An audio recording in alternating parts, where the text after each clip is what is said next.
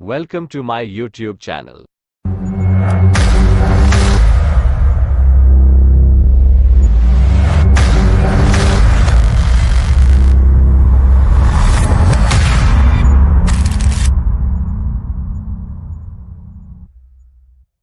मित्रद्रोह का फल, right mind and wrong mind story in Hindi. बहुत साल पहले हिम्मत नाम के नगर में दो पक्के दोस्त धर्मबुद्धि और पापबुद्धि रहा करते थे। एक दिन पापबुद्धि के मन में ख्याल आया कि क्यों न दूसरे नगर जाकर कुछ पैसा कमाया जाए।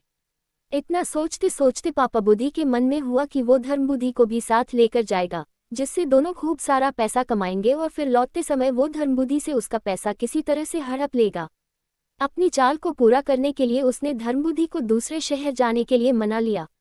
दोनों अपने नगर से खूब सारा सामान लेकर दूसरे शहर पहुंच गए।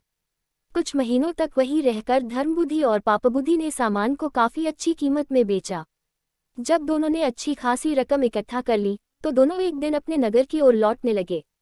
पापबुद्धि अपने दोस्त धर्मबुद्धि को जंगल के रास्ते से लेकर आया।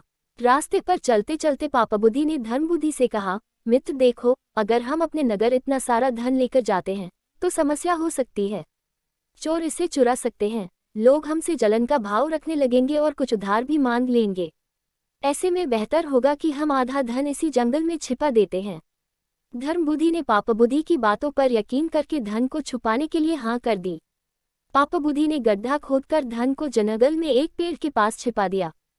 फिर कुछ दिनों बाद बिना अपने दोस्त को बताए पापबुद्धि मौका देखकर अकेले सारा धन उस जंगल से लेकर आ गया। समय बीतता गया और एक दिन धर्मबुद्धि को पैसे की जरूरत पड़ी तो धर्मबुद्धि सीधे अपने मित्र पापबुद्धि के पास गया और कहने लगा, मुझे पैसों की जरूरत है, जंगल से पैसे निकाल कर ले आते हैं। पापबुद्धि राजी हो गया और दोनों जंगल की ओर निकल गए। जैसे ही धर्मबुद्धि ने गड्ढा खोदा तो वहां पैसा न देखकर चौंक गया। इतने में ही पापबुद्धि ने शोर मचाना शुरू कर दिया और धर्मबुद्धि पर चोरी का आरोप लगाया। हो हल्ला होने के बाद पापबुद्धि न्यायालय पहुंचा। न्यायाधीश ने सारा मामला सुना तो सच्चाई का पता लगाने के लिए अपनी दिव्य शक्ति से परीक्षा लेने का निर्णय लिया। इसके बाद न्यायाधीश ने दोनों को आग में हाथ डालने का आदेश दिया। चतुर पापबुद्धि ने कहा, अग्नि में हाथ डालने की कोई जरूरत नहीं है, खुदवन देव मेरी सच्चाई की गवाही देंगे। न्यायाधीश ने उसकी बात मान ली। धूर्त पापबुद्धि पास के ही एक सूखे पेड़ में छिप गया। जैसे ही न्यायाधीश ने वन देवता से पूछा कि आखिर धन की चोरी किसने की तो जंगल से आवाज आई, धर्मबुद्धि ने चोरी की है। इतना सुनते ही धर्मबुद्धि ने जिस पेड़ की तरफ से आवाज आई उसी पेड़ को आग के हवाले कर दिया।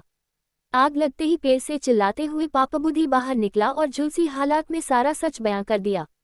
सच्चाई का पता चलते ही न्यायाधीश ने पापबुद्धि को फांसी की सजा सुना दी और धर्मबुद्धि को उसके पैसे दिलवा दिए।